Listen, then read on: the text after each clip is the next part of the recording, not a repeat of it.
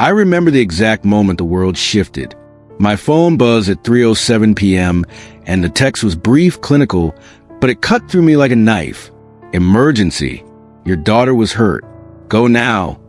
My hands trembled, not from panic, but from the stark, sudden weight of what that could mean. I didn't need a name. I knew exactly who it was. I didn't call anyone. I didn't think about calling the school or the neighbors. I started the car, and the rest was a blur. The traffic lights seemed to mock me, shifting too slowly, each second dragging heavy. Her name is Emma. She's 7, bright, fearless, and stubborn in a way that used to drive me crazy.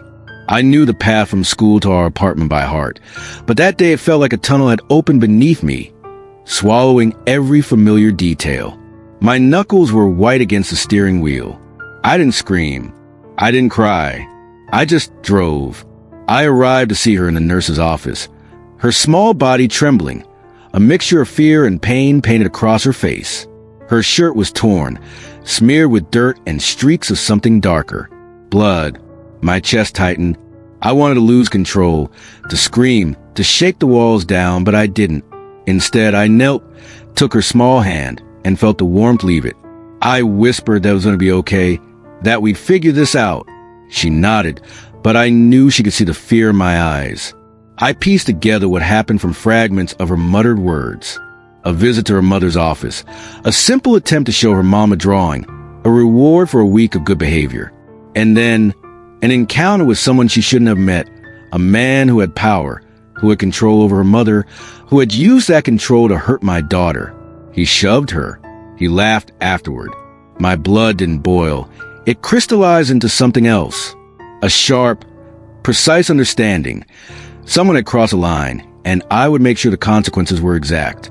At home, I watched her mother walk to the door as if the day had been ordinary, as if nothing had occurred, as if the universe had not just been rearranged. I didn't speak. I didn't move immediately. I simply observed, the silence filling the space between us. The faint scent of her perfume lingered, taunting me with its normalcy. I followed my instincts and waited. Every lie, every oversight, every unguarded moment would be collected. I started small, unnoticed, meticulous. Documents, messages, receipts, the tiniest footprints of truth left in the digital world. Every text, every email, every quick excuse she made. I recorded it. I set up a parallel system, a quiet archive. My mind was methodical, a machine calibrated to detect dishonesty, to gather evidence without alarming anyone. Days turned into nights, nights into a pattern. I never confronted. I didn't scream. I didn't plead. I simply documented. By the end of the first week, I had enough to start forming the contours of a story no one could argue against. Every piece connected to another. Every lie left a thread exposed. I had learned long ago that chaos was easy. Precision was what scared people. Precision would ensure justice without compromise. I took Emma to a specialist quietly, arranged for her injury to be examined by someone unbiased. The reports were consistent with impact trauma, no room for misinterpretation. I had copies sent to a private inbox, safe, untouchable. Then, I requested footage quietly under the guise of routine school security measures. And there was the evidence of his hand, the shove, the moment of cruelty, the aftermath captured in stark clarity. I didn't feel rage, not the kind people expect. I felt clarity, like a blade being honed, and in that clarity, a plan emerged. The pieces of the puzzle were in my hands, and the next steps would be executed with deliberate care. The days after that first moment of clarity were a test of patience I had never experienced before. I had to pretend to move through my life as if everything was ordinary, while under the surface, every thought, every decision revolved around gathering proof. Emma was my anchor, my reason to breathe carefully, to measure every word and gesture. I spent hours watching her, making sure she was comfortable, safe, and as unscathed emotionally as possible. But I was never far from the thought of what had happened in that office, the casual cruelty that had broken her small jaw and frightened her to her core. Her mother continued her life with the same careless confidence, completely unaware that her veneer of normality had already cracked. She sent Emma to school, to music lessons, to art classes, each time oblivious of the trail she was leaving behind. I observed every pattern, every route, every email and phone call. I had learned that the smallest oversight could unravel a lie. Humans are predictable when they feel untouchable. She had underestimated me. I started by mapping her office routines, her schedules, the trips she claimed were for team building, which I now knew were carefully disguised excursions where no one would notice anything out of place. Hotel receipts appeared under names of transportation apps. Small payments in odd denominations hinted at late-night meetings. Every detail mattered, no matter how insignificant it seemed. I copied it, filed it, cross-referenced it. At night, I laid out the printed evidence on the table, forming a web of connections. Photos of Emma before and after the incident, timestamps on messages, her mother's casual admissions and casual conversations, all pieces that, when combined, revealed a pattern too clear to ignore. I didn't act hastily. The trap had to be perfect. Precision was essential. 3 weeks passed. Every morning, I'd wake early to check for new messages, new discrepancies, new signs of guilt or concealment. Emma never knew the full extent of what I was doing. I shielded her from the truth because children shouldn't carry the weight of adult betrayal. But she knew enough to feel secure in my presence, to trust that no one would hurt her again. That trust became a weapon in itself, giving me the patience to proceed with cold, measured steps. By the 4th week, I had located the backup phone, the one her mother kept hidden. She thought it was secret. I mirrored it silently, without touching it, letting the phone record its own betrayal. Late-night messages, subtle hints of improper conduct, small glimpses of a truth she thought I would never see. I cataloged it all. Each message was a note in a symphony of exposure. Each hotel photo a reminder of the exact degree of deception I would confront. I arranged another appointment for Emma with a pediatric specialist. The doctor's notes were meticulous, describing bruising patterns, impact angles, and signs of deliberate force. The medical record corroborated everything I had already suspected. The pieces were falling into place. I had a timeline, a location, the tools, and most importantly, the unintentional confessions. Every night, I would revisit the footage from the office's hallway cameras. I watched, frame by frame, the moment of aggression, the man's hand gripping Emma's arm, the shove, her collision with the edge of the metal filing cabinet. The blinds were closed after, almost like he wanted to erase the proof, but cameras don't lie. I didn't feel hate. I felt understanding. The picture was complete. I only needed patience to convert that understanding into action. By now, her mother was growing careless. The late-night excursions continued. The messages became less guarded. She even mentioned small details out loud, assuming privacy in my presence, unaware that I'd already pieced them together. Every slight miscalculation made the final reveal inevitable. I was not angry, not in the traditional sense. I was meticulous, a surgeon of justice. And as I reviewed the texts and receipts one last time, I realized something crucial. The longer I waited, the more complete the record would be. It was then I decided to prepare the envelope, the one that would deliver clarity and consequence. The text, the photos, the timestamps, the medical report, all ordered, all indisputable, all silent but deadly in their certainty. Emma's safety was secured. The law had its evidence now, but it wasn't enough for justice to feel clean.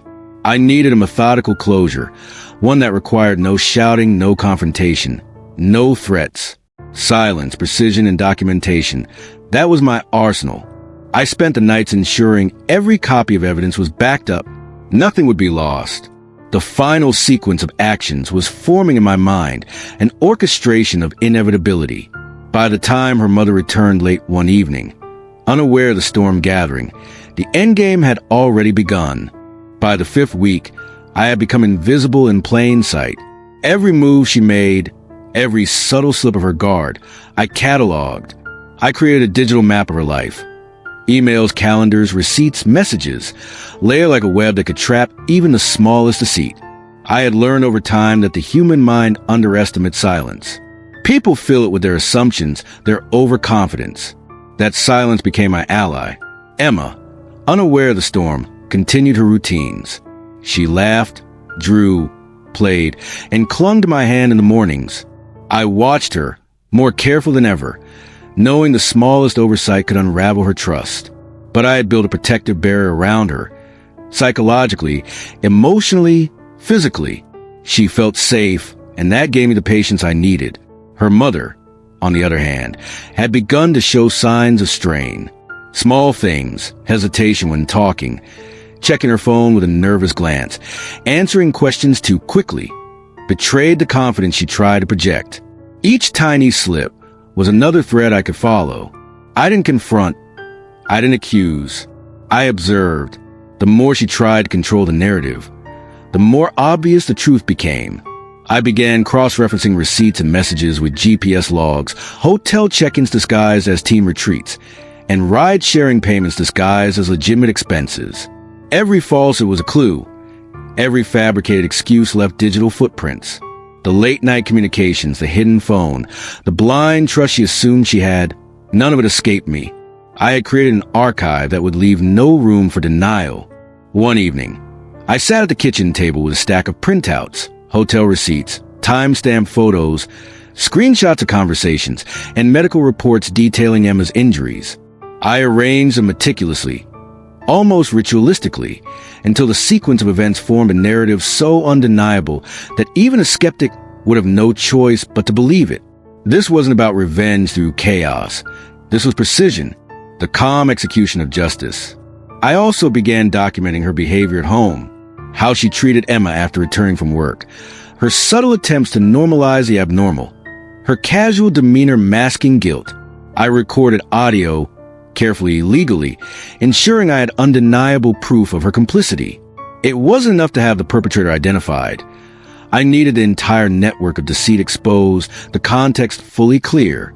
Meanwhile, I arranged for a second specialist to examine Emma's injuries. The new report aligned perfectly with my suspicions, bruising patterns consistent with deliberate trauma, not a fall. I sent the report to a secure, private email. At this point, the physical evidence, combined with digital evidence and her own behavior, formed an irrefutable mosaic of truth. I revisited the security camera footage from her office building, scrutinizing every frame, every shadow. The moment he shoved Emma, the collision with the metal cabinet, the casual closure of the blinds afterward, it was all there. I froze each frame, printed key images, and annotated them with timestamps. The man had tried to erase the evidence, but I had captured it all. Every detail was crucial. During this time, I remained outwardly normal. I went to work, did errands, prepared meals, and played with Emma. No one suspected that beneath the surface, I was constructing a fortress of evidence. My patience became a weapon, and the world around me remained blissfully unaware of the storm forming in silence. By now, I had enough. Not enough to act emotionally, but enough to execute with surgical precision. I double-checked every document, every photo, every conversation. Nothing could be contested. Every lie had a counterpoint. Every omission had context. I had built a system where truth could no longer hide. As I watched her return home late one Thursday evening, I realized the final act was near. She walked through the door, carrying her usual groceries, unaware that her carefully constructed facade was about to collapse. I didn't greet her. I didn't ask questions. I waited. My patience, built over weeks, would now become the final instrument of justice. The envelope sat on the counter, waiting silently. Inside, every piece of evidence meticulously ordered. Screenshots, messages, photos, medical reports, and security footage. All of it. Every element designed to expose the truth without confrontation, without shouting, without the chaos of uncontrolled emotion. Justice, I realized, didn't require fire. It required precision. The night before I intended to make the evidence public, I barely slept. Not from anxiety, not from fear, but from the weight of anticipation, the thrill of inevitability. Every detail had been double-checked, every printout scrutinized, every digital file backed up. I didn't rush. I couldn't. This was not about emotion. This was about precision. Justice executed with calm, deliberate steps. Emma slept soundly in her room, the soft rhythm of her breathing grounding me. I watched her for a long time, thinking of the fragility of innocence and the violence it had endured. I made a silent vow that she would never feel powerless again. My actions in the coming hours would ensure that. I didn't plan to confront her mother with anger, didn't plan to yell or accuse. That's the mistake most people make. Rage clouds judgment. Silence cuts deeper. I moved through the house like a shadow. My hands touched the counter, the envelope waiting patiently, like a coiled spring. I glanced at the wall clock. Every minute passed deliberately, a countdown to inevitability. Outside, the streetlights flickered through the curtains, casting shadows that felt almost symbolic. A quiet reminder that darkness can reveal truth, not just conceal it. I reviewed the security footage once more. The man's hand gripping Emma's arm. The shove. Her collision with the metal cabinet. The way he closed the blinds afterward. Each frame was frozen in my mind, cataloged like evidence in a courtroom I would soon construct. I labeled each image, cross-referenced it with messages, emails, receipts. The story was complete, undeniable. Her mother returned home, carrying a subtle confidence that irritated me, though not in the way people expect. Her arrogance was based on ignorance. She had no idea that I held every fragment of her duplicity.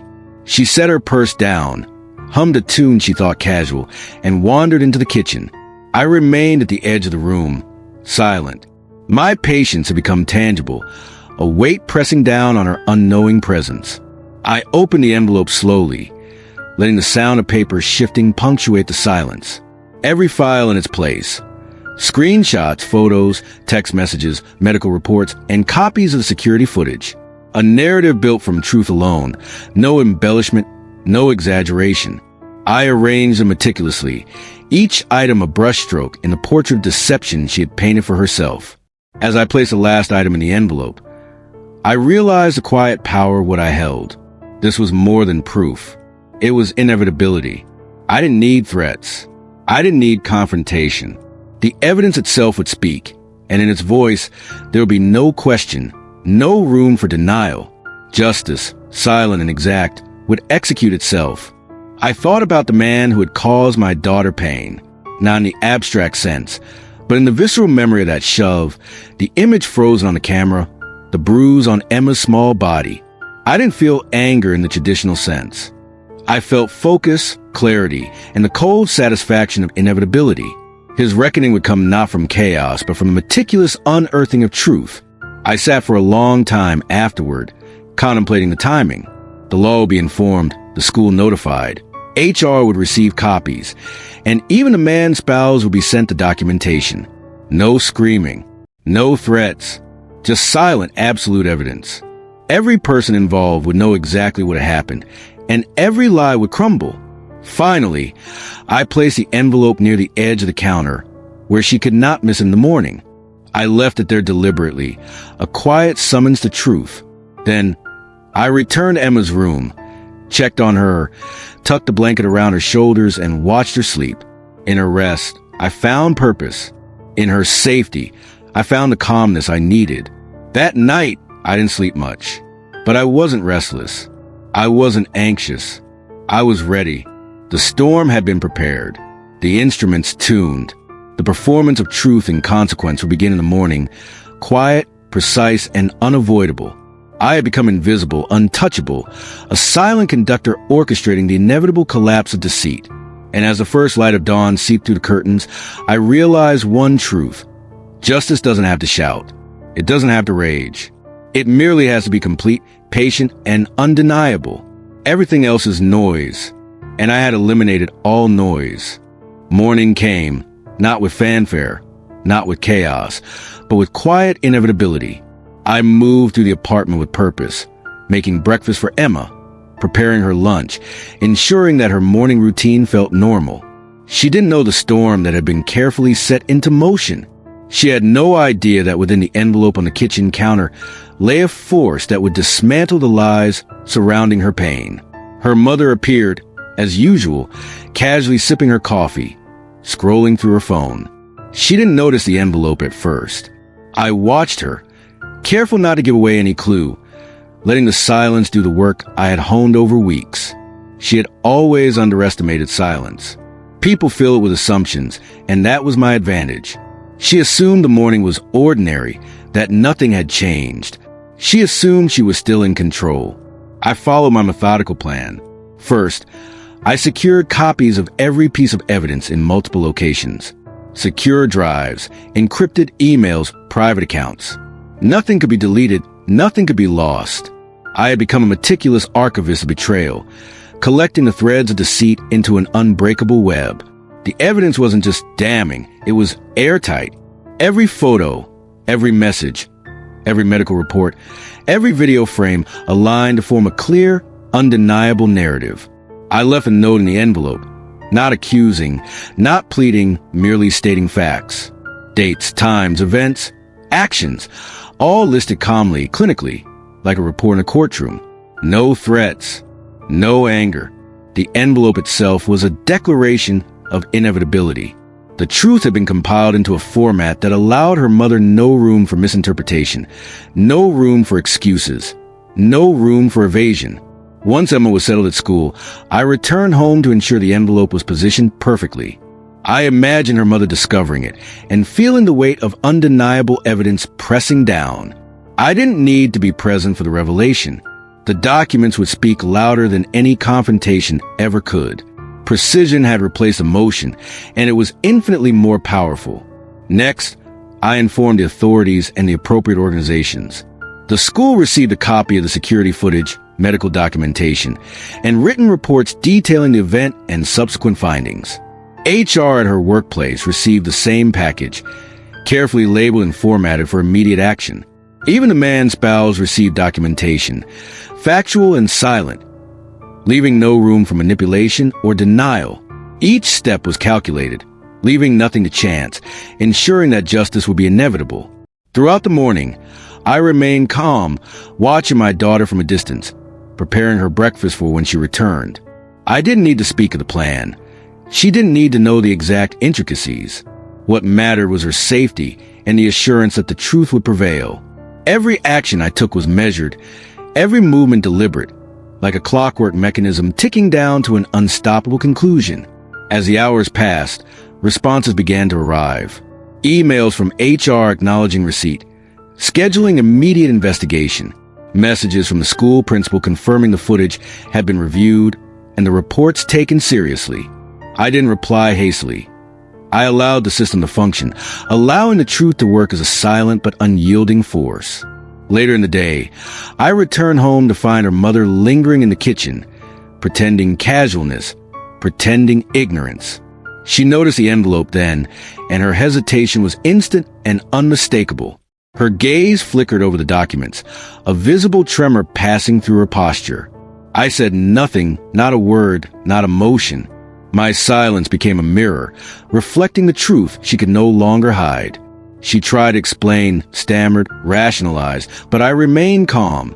Her words dissolved against the evidence like water against stone. The security footage, medical reports, texts, receipts, all of it undeniable, unassailable. Her attempt at narrative control collapsed under the weight of absolute fact. Every lie she had constructed was exposed not through anger, but through meticulous documentation, through patience, through preparation. By the end of the day, the first dominoes began to fall. Actions were initiated without a single raised voice. Investigations commenced.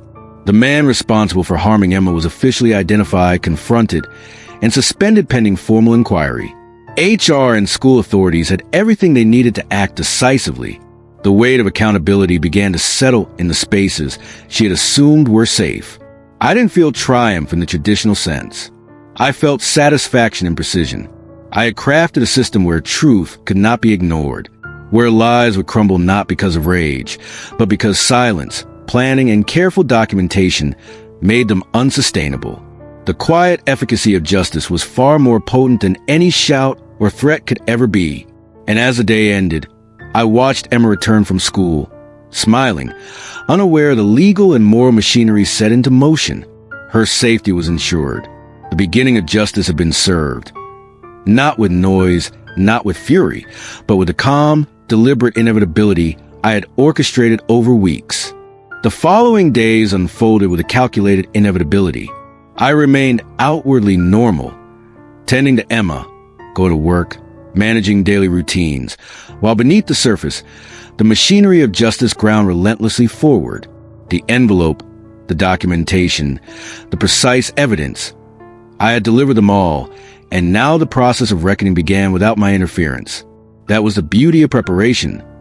Once the pieces were in place, truth moved on its own. HR at her mother's workplace moved faster than anyone anticipated. Within 24 hours, formal inquiries were underway. Her boss, the man who had physically harmed Emma, was summoned, questioned, and confronted with undeniable proof. Every detail, every message, every image, every report I had compiled was presented in a way that left no room for plausible denial.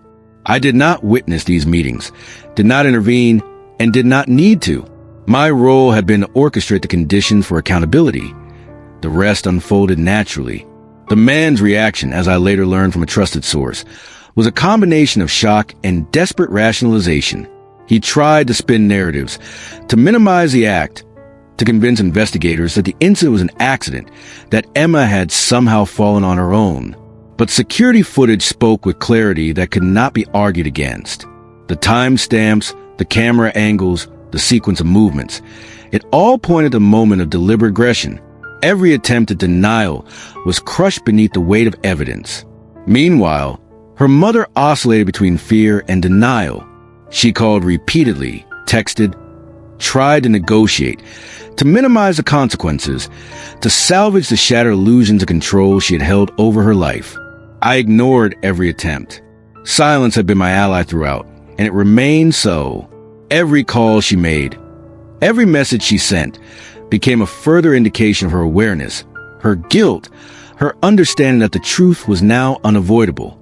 She had underestimated me, underestimated the precision of my patience, and the calculated force of silent accountability. The school acted swiftly, reviewing footage, corroborating reports, and initiating their own internal protocols. Emails confirming investigations, scheduling interviews, and documenting every interaction reached me in quiet succession. I didn't respond. I watched. I waited. Emma's safety, her mental and physical well-being, had been the focus from the beginning. Now, official channels were taking the reins, executing the process of justice in a structured, undeniable way. I spent evenings meticulously ensuring every backup copy, every digital archive, every printed document was secure. Redundancy was essential. Nothing could be lost, nothing could be questioned. The system I built allowed no loopholes, no escape routes for deceit.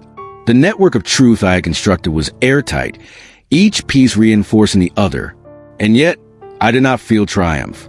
I felt satisfaction in precision. I felt the calm knowledge that the forces of accountability were functioning exactly as intended. The man who had harmed my daughter would face consequences, not through rage or impulsive action, but through meticulous planning and absolute clarity of fact. Every lie would be dismantled. Every fabricated excuse would be exposed. The inevitability of justice hung in the air, quiet and precise, like a blade hovering just above its mark. By midweek, I received confirmation from multiple sources. The man had been suspended, pending a full investigation. The authorities had scheduled interviews. The workplace had taken immediate administrative action. Even the man's spouse had been informed of the findings. Confronted with undeniable documentation, the walls of deceit had crumbled without a single raised voice on my part. The evidence had done the work.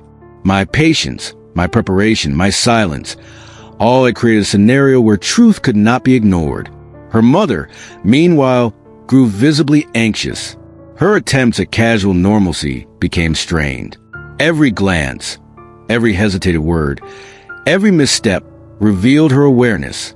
I observed her from a distance, remaining calm, letting the weight of the inevitable consequences press on her without intervention. She was trapped in the architecture of accountability I had constructed, unable to maneuver, unable to manipulate. Through it all, Emma remained untouched by the chaos. She laughed, played, and clung to me as always, unaware of the complex legal and moral mechanisms unfolding in the background. That innocence, preserved by deliberate preparation and precision, was the ultimate measure of success. By the end of the week, the first official actions had concluded.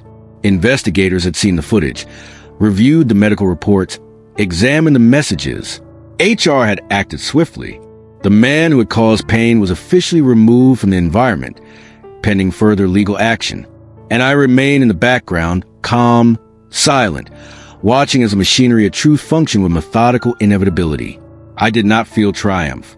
I felt satisfaction. I had orchestrated a process where justice would be delivered without shouting, without rage, without chaos, only with precision, patience, and preparation. And as I looked at Emma sleeping that night, safe and unharmed, I understood fully, silence, when combined with strategy, can be more powerful than anger.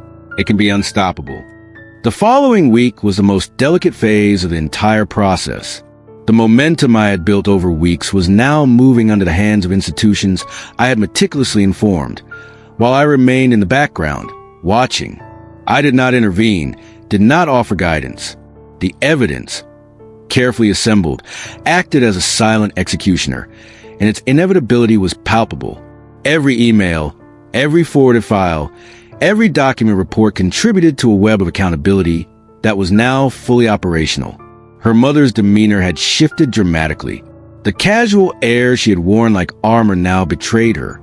There was hesitation in her movements, a subtle stiffness when she spoke, eyes flicking toward me with an instinctive search for reassurance, for an explanation she knew I would not provide. She realized, perhaps for the first time, that control had completely slipped from her grasp. She was navigating the consequences of her own decisions, and nothing she could do would alter the trajectory that had been set in motion. Meanwhile, the man responsible for Emma's injuries had been officially suspended pending a complete investigation. HR had taken decisive action. The workplace had implemented immediate restrictions, and the school had confirmed its cooperation. The layers of accountability were converging like the edges of a sharpened blade, precise, unyielding, and unavoidable. I had done my part by assembling the truth. Now, it was a machinery of law and administration that enforced the consequence. I checked the progress reports quietly. Every meeting, every interview, every internal memo confirmed the same trajectory. The web of lies was unraveling. The man tried to argue, to justify, to minimize his actions. He attempted the standard defenses, claims of accidental harm, misinterpretation, even appeals to empathy. But the security footage, the medical documentation, the timestamps of messages, and the receipts of deceptive activity all combined to render his defenses moot. I didn't intervene. I didn't need to. Every attempt to redirect the narrative collapsed beneath the weight of meticulous truth. Her mother's panic grew in tandem with the man's increasingly desperate attempts at defense. She tried to manipulate the narrative, to send messages explaining, rationalizing, even appealing to me indirectly. I ignored every attempt. Silence, I had learned, was the most powerful tool. People speak freely when they assume your passivity. Every message she sent became additional evidence of her complicity, her awareness, her inability to prevent harm. She could not escape the consequences of her choices. I devoted time to preparing Emma for continuity and security.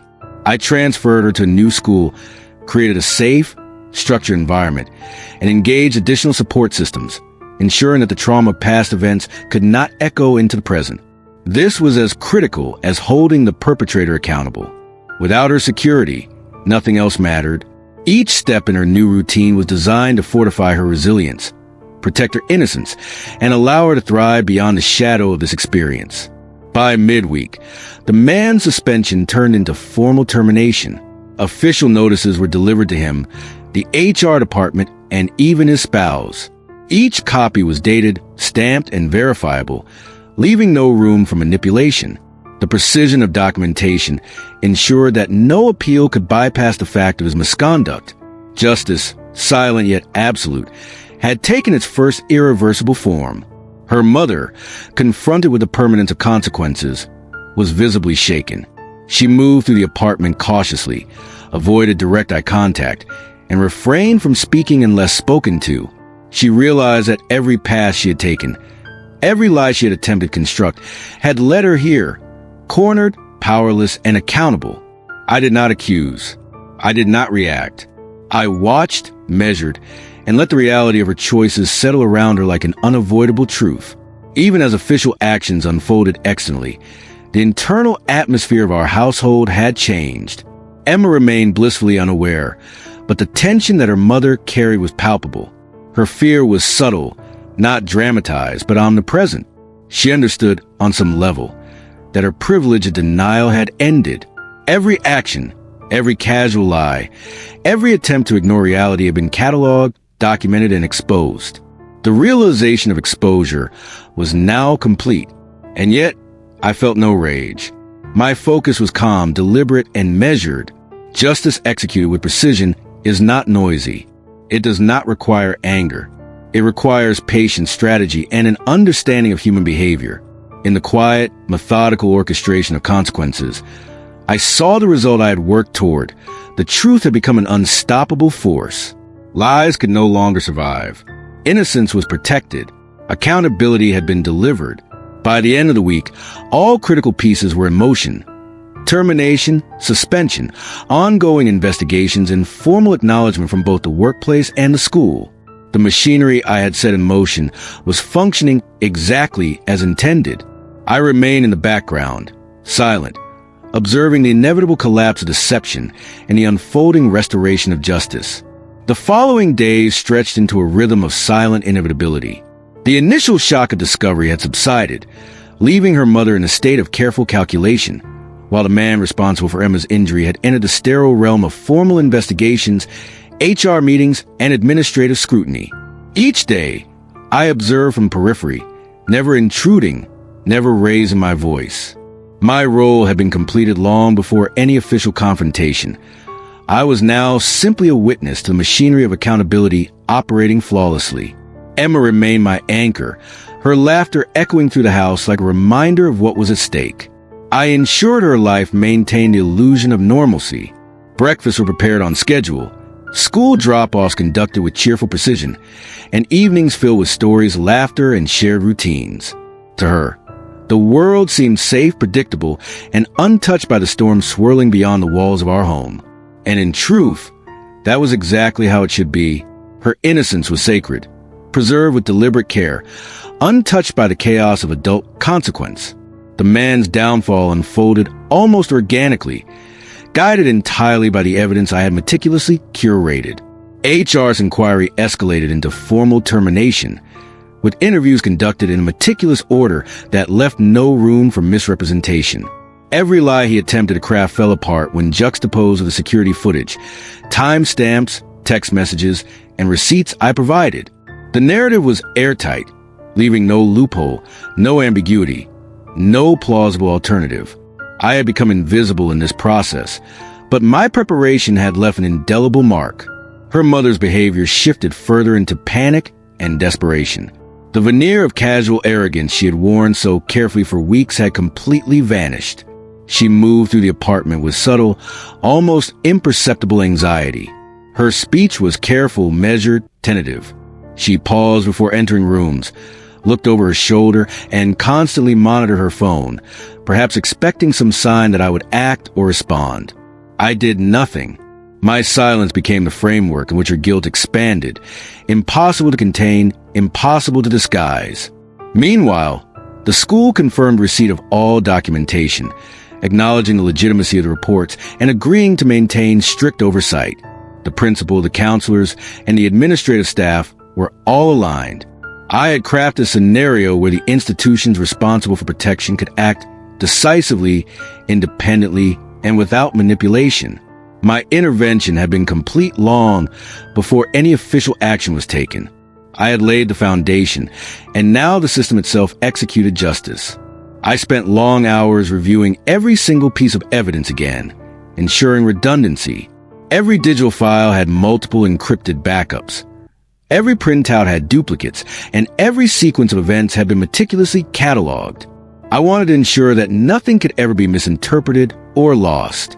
The past, once obscured by deception, was now immutable and traceable in every detail. Accuracy was my ally and precision my weapon. By midweek, notifications of official actions began arriving. Termination letters, formal warnings, HR summaries, all confirmed the trajectory I had set into motion. The man's suspension had evolved into permanent dismissal. His spouse had received the documentation, irrevocable proof of misconduct. The weight of accountability pressed on every party involved. And still, I remained calm, observing from the shadows, allowing the inevitability of truth to manifest without interference. Her mother, confronted with the permanence of consequences, began to deteriorate visibly under the pressure. She stopped attempting casual normalcy. Her movements were stiff, calculated, almost haunted. Every glance she directed at me carried a silent acknowledgement of exposure and the inescapable web of truth that had been spun around her. She could not reclaim control, and she understood it. Her attempts to manipulate or negotiate had failed because she had underestimated the power of patient, methodical preparation. I prepared Emma's environment with the same meticulous care. A new school, carefully chosen to ensure both academic and emotional support, became her sanctuary. Her new routine was structured yet comforting, filled with familiar rhythms and reassurances.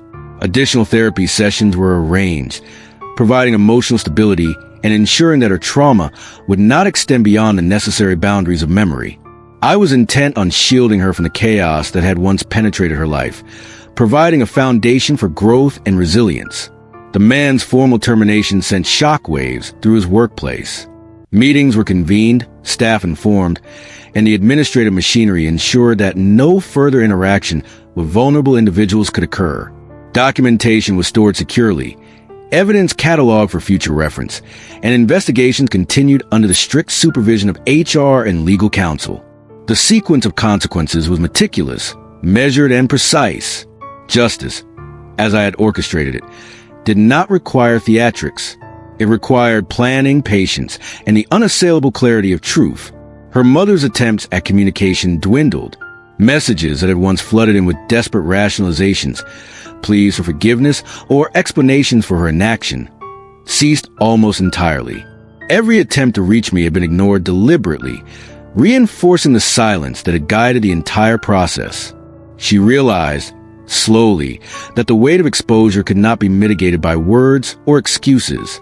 The consequences of her actions or inaction had become immutable. In the evenings, I would sit quietly, reviewing updates in the school, the HR department, and the authorities, confirming that the trajectory I had designed was proceeding exactly as planned. Each report was a small victory, a testament to preparation, precision, and the power of methodical action. The machinery of accountability, once set into motion, was unstoppable. Lies could no longer survive in the presence of carefully documented truth. Even in the quiet moments, I reflected on the nature of justice. People often equate it with rage, with loud confrontation, with dramatic acts of retaliation. But true justice, I had discovered, is silent, deliberate, and precise. It does not need to scream to be effective. It does not need emotion to be correct. It requires observation, patience, and a careful orchestration of consequences. Emma's laughter, her innocent questions, her small gestures of trust and affection reminded me daily why every action had been necessary. Her safety, her well-being, and the preservation of her innocence were the ultimate goals. The exposure of truth, the dismantling of deception, and the administration of consequences were merely the instruments through which these goals were achieved. By the end of this week, the trajectory was clear. The man responsible for harm had been removed permanently, his professional and personal life irrevocably altered by the facts of his actions. Her mother existed in the quiet, shadowed aftermath of exposure, her ability to manipulate or deny gone forever. The safety and emotional stability of Emma had been ensured, her environment reconstructed and fortified. I watched all of it unfold without interference, knowing that my role had been fulfilled. The silent, precise orchestration of truth had done what anger and confrontation could never achieve. Lies had crumbled, innocence was protected, accountability had been delivered. And as I prepared to close the chapter on this long ordeal, I understood fully the lesson I had learned. Patience, observation, and methodical action are infinitely more powerful than fury. Silence, when wielded with intent and precision, can reshape reality. And the results, as I had meticulously orchestrated, speak for themselves. The weight of inevitability pressed heavier now than it had in the weeks prior. The man responsible for Emma's injury had officially been terminated, a professional identity unraveling with each official notice delivered, each meeting conducted, each record examined. But the full impact, the true collapse, had not yet been realized. That would come in the moments when he and her mother fully confronted the magnitude of exposure, when the consequences moved beyond professional boundaries and penetrated every aspect of their lives. I observed from the periphery, quietly cataloging every nuance, every shift in behavior. Her mother's casual facade had disintegrated entirely. She no longer attempted subtle manipulations or calculated smiles. She existed in a state of heightened awareness, constantly monitoring the environment, watching her phone, avoiding direct confrontation with me, yet never fully able to escape the silent pressure I maintained. She had understood finally that her attempts to evade accountability had been futile. Every message, every attempt at rationalization had only solidified the record against her. Meanwhile, the man, once arrogant, controlling, self-assured, was unraveling with remarkable speed. HR and administrative processes had pushed him to the edge of desperation. Every official memo, every recorded interview, every corroborating piece of evidence served as a mirror reflecting the undeniable truth. He attempted to argue, to minimize, to explain away his actions, but the documentation was immovable. The security footage showed each motion, each act of aggression. The medical reports confirmed the trauma. Text messages revealed coordination, planning, and attempts to conceal. His deflections had no purchase. I did not intervene, did not offer guidance, did not raise a voice. The collapse was not my doing in that moment. It was a natural consequence of the evidence I had painstakingly assembled. Silence, preparation, and documentation had replaced confrontation. The outcome was inevitable, and he was powerless to resist. Her mother, now fully exposed to the reality of her own choices, began to falter. She had attempted to maintain a delicate balance, to manipulate perception, to obscure the truth behind casual normalcy. That balance shattered completely under the weight of irrefutable evidence. Every glance she cast my way was now tinged with recognition, fear, and the realization that control had been lost forever. She could not negotiate, she could not manipulate, and she could not escape the consequences of her decisions. I spent time reviewing Emma's environment, ensuring that every precaution had been taken. A new school, secure routines, additional therapy sessions, all designed to ensure that the trauma of her injury and the exposure to deceit could not bleed into her ongoing development. My role as protector was not simply reactive. It was proactive, deliberate, and exhaustive. Each element of her life was carefully curated to shield her from the chaos outside, while still allowing her to grow, laugh, and trust in stability. The man's final collapse was nearly cinematic in its inevitability. Each official notice confirmed his termination, his exposure to colleagues and authorities complete, his spouse fully informed. HR and legal representatives acted with precise methodology, leaving him no room for misrepresentation. Every lie he attempted, every defensive maneuver he made, was cataloged and countered by meticulous documentation. He became a shell of the man he had once been, stripped of authority, credibility, and illusion of control. Her mother's presence in our home became increasingly tense. She moved carefully, almost reverently, aware that every action, every word was scrutinized. She no longer attempted conversation beyond necessity. Her phone, once a source of communication and manipulation, was now a silent reminder of exposure. She had realized that her attempts at secrecy had been undone entirely. I observed her calmly, knowing that the mechanisms I had set in motion would continue to enforce accountability without my intervention. During this period, I continued to ensure Emma's stability. I attended every school meeting, every therapy session, every minor administrative check-in to guarantee that her environment remained secure. She remained unaware of the full extent of the chaos surrounding her, protected by the walls of careful planning and methodical intervention I had built. Her laughter, her curiosity, her simple joy in everyday life became the most vivid measure of success. Everything else, the collapse of deceit, the exposure of malice, the dismantling of control, was a mechanism by which that joy could exist. The process of justice reached its apex as all institutional actions aligned. Termination confirmed. Investigations underway. Parental exposure complete. Documentation preserved across multiple channels. The man could no longer manipulate, excuse, or obscure. Her mother could no longer evade or rationalize. The mechanisms of accountability, silent, precise, and unstoppable, had delivered the outcome I had sought from beginning. I did not feel triumph, only satisfaction. Not the fiery satisfaction of revenge, but the cool, meticulous satisfaction of inevitability. Truth, when properly prepared, executes itself. Lies, no matter how elaborate, cannot survive against methodical documentation and careful planning. Silence, patience, and preparation had created a force far more powerful than anger, far more effective than confrontation. Emma remained a constant, the center of every decision, the reason for every meticulous action. Her safety and well-being were now fully secured, her environment stable, her trust intact. The collapse of deceit around her mother, and the man responsible for her injury, had ensured that no further harm could reach her. The quiet power of methodical justice had protected the innocent, exposed the guilty, and preserved the integrity of life as it should be. By the end of this phase, every critical element of accountability was in place. The man responsible for harm was permanently removed from any position of authority, fully documented, fully exposed, and fully confronted with consequences. Her mother existed in the shadow of exposure, powerless, aware, and accountable. Emma's life continued, untouched by the chaos outside, her environment secure, her trust protected. And I, the orchestrator, remained calm, silent, and precise, knowing that the work I had begun weeks ago had achieved its ultimate goal, the preservation of innocence and the absolute enforcement of justice. By the time the weekend arrived, the consequences of every action, every choice, and every hidden truth had begun to settle like a tide that could not be turned back.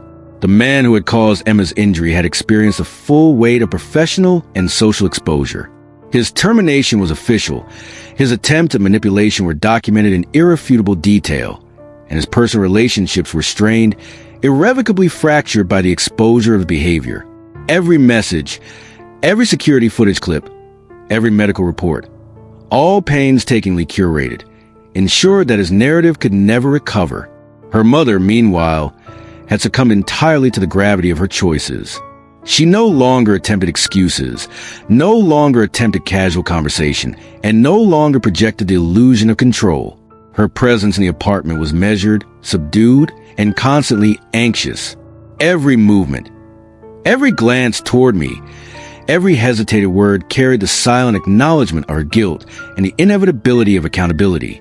She had discovered the hard reality.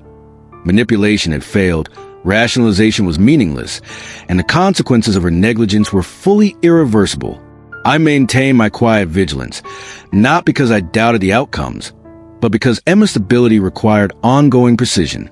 Her new routines, her secure school environment, and the therapy sessions I had organized were carefully monitored to ensure that nothing from the external chaos would infiltrate her sense of safety.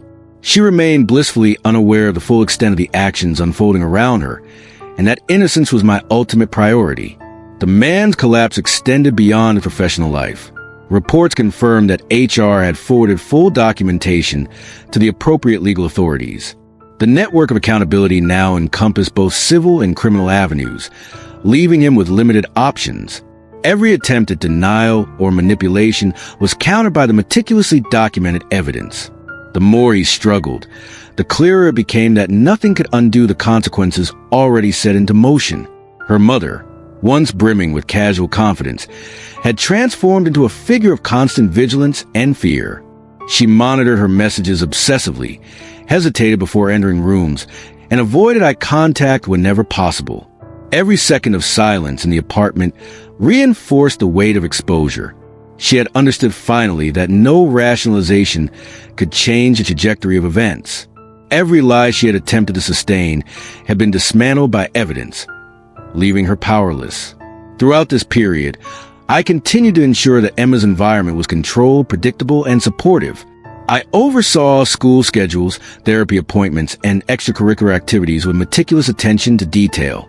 Every element of her daily routine was designed to reinforce stability, security, and the preservation of trust. The trauma she had endured was addressed through careful emotional support, ensuring that she could continue to grow without the shadow of fear or uncertainty. By midweek, the man had been formally notified that his termination was final and that his professional reputation was permanently compromised. Internal documentation had been archived in multiple secure locations. Legal authorities have been provided with all necessary evidence, making any appeal or attempt at obfuscation nearly impossible. Every action he had taken was recorded, time-stamped, and verified, leaving no room for misinterpretation. Her mother's attempt at contact dwindled further. Messages pleading for reconciliation, explaining circumstances, or seeking forgiveness were ignored deliberately. She came to understand that the silent mechanisms of accountability I had established were absolute. No manipulation, no negotiation, no appeal could alter the reality that had been constructed through preparation, patience, and precision. Evenings were quiet, but charged with the weight of inevitability. I reviewed updates from multiple sources: school administrators, legal representatives, HR departments, and counseling staff. Every report confirmed that the trajectory of accountability was unfolding exactly as intended. The system I had set in motion was operating independently, and the consequences were irreversible. Lies had crumbled. Truth had prevailed. Innocence was fully protected. Emma, in her small world of structured routines and stable relationships, remained untouched by the chaos. She laughed freely, asked questions without fear, and trusted in the consistency of her environment. Her well-being was now an uncontested reality, ensured through deliberate planning and precise orchestration of justice. The silence, the patience, and the careful methodology I had maintained had delivered outcomes far beyond what impulsive anger or confrontation could have achieved. As the week drew to a close, the man's complete collapse became evident. Every aspect of his personal and professional life had been affected. He had no authority, no credibility, no narrative left to manipulate. The exposure of his actions, combined with the systematic documentation and the response of institutions, ensured that justice was not only served but undeniable. Her mother, finally confronted with the permanence of consequences, existed in a state of quiet reflection. She no longer attempted to hide, no longer tried to negotiate, no longer sought my attention. She had realized fully that every attempt to evade responsibility had failed, leaving her accountable and exposed. Her role in the chain of events was unmistakable, and she could not escape the truth. And through it all, Emma thrived. Every precaution, every strategic intervention, and every careful measure had ensured her safety. The collapse of deceit, the exposure of malice, and the precise administration of consequences had allowed her to continue living in innocence and security. My patience, preparation, and methodical action had preserved her well-being and shielded her from harm. By the end of this phase, all necessary outcomes were fully realized. The man had been removed permanently, his life disrupted by the truth. Her mother had confronted the reality of exposure and accountability, powerless to alter the course. Emma's world was rebuilt, her environment secure, and her trust intact. Justice, silent, methodical, and precise, had been fully executed. The days that followed were filled with quiet resolution. The man who had caused Emma's injury remained fully removed from any position of influence, his professional and personal reputation irreparably damaged. Her mother, meanwhile, existed under the weight of her own choices, confronted daily by the permanence of exposure and accountability.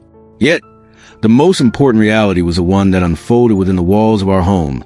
Emma's safety, stability, and trust had been fully restored. I watched her grow into a routine that was free of fear, a life untainted by the chaos that had once penetrated it.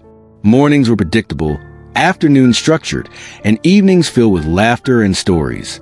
The trauma, while not erased, had been carefully managed. Each therapy session, each school update, and each emotional check-in ensuring that her innocence could flourish beyond the shadow of past harm. The meticulous planning, patient observation, and silent orchestration of accountability had protected her most profoundly. Her mother had slowly begun to retreat entirely from any attempts at manipulation. No more messages pleading for forgiveness. No attempt at casual conversation. No attempt to rationalize the events that had led to this point. Every action, every word, every glance she gave carried the weight of understanding. She had lost control. Her attempts at deception had failed, and the consequences were immutable. The realization that silence and patience had wielded more power than her own words ever could seem to hum quietly in the background of her consciousness. I did not revel in triumph. My satisfaction was not the fiery satisfaction of vengeance, but the cool, calculated contentment of inevitability realized. Justice had unfolded not through anger, confrontation, or spectacle, but through precision, preparation, and a deliberate orchestration of consequences. Lies had crumbled beneath the weight of truth. Deception had been dismantled by methodical observation, and innocence had been safeguarded by meticulous intervention. Emma's life continued, a vibrant contrast of destruction left in the wake of wrongdoing. She asked questions, laughed freely, and trusted in the stability of her environment. Her growth, her curiosity, and her joy became the most tangible proof that the silent, precise path I had chosen had achieved its ultimate purpose. The chaos outside, the consequences delivered to those responsible, were secondary to the restoration and preservation of what truly mattered, her well-being. Looking back on the entire process, I understood fully the nature of justice. Society often equates justice with anger, with dramatic confrontation, with public spectacle. But the truest form of accountability does not rely on emotion. It relies on observation, preparation, and the patient execution of a well-designed plan. The law, the institutions, and the documentation acted as instruments of that justice, but it was a deliberate, calm orchestration behind the scenes that ensured success. Her mother's presence became increasingly negligible, a shadow of prior authority, a constant reminder of accountability that could not be evaded. The man responsible for Emma's injury had no recourse left. His attempts to manipulate or escape had failed entirely, and the legal and institutional frameworks ensured that he would face consequences in both professional and personal spheres. Silence had proven more powerful than confrontation.